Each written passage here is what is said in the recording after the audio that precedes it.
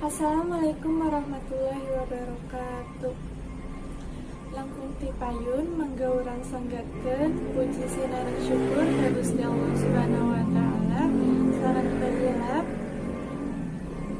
shalawat sareng salam mugi tetep ngocor ngagolontor ka junjunan orang sadaya Nabi Muhammad sallallahu alaihi wasallam. Dina waktos ieu abdi bade ngadugikeun pentingna ngajaga kebersihan lingkungan kanggo urang sadayana.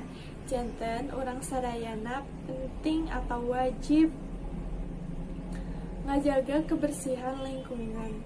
Nah, naon sih manfaatna ngajaga kebersihan lingkungan sareng kumaha carana ngajaga kebersihan lingkungan?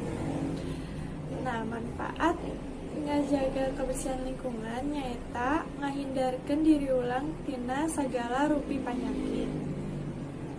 Sareng lingkungan anu urang tempatan oge jadi nyaman sareng asri lamun urang ngajaga kebersihan lingkungan.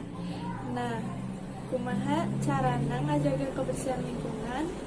Kahiji nyaeta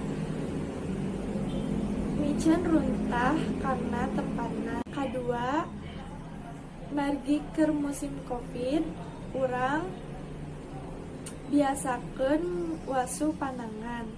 Katilu, nanam pepohonan di caket bumi. Nah, salian ti ngajaga kebersihan lingkungan, oge urang kedah ngajaga kebersihan diri urang sorangan. Mung sakitu biantara ti abdi hapunten bilih aya ucap anu kurang meunah. Wassalamualaikum warahmatullahi wabarakatuh.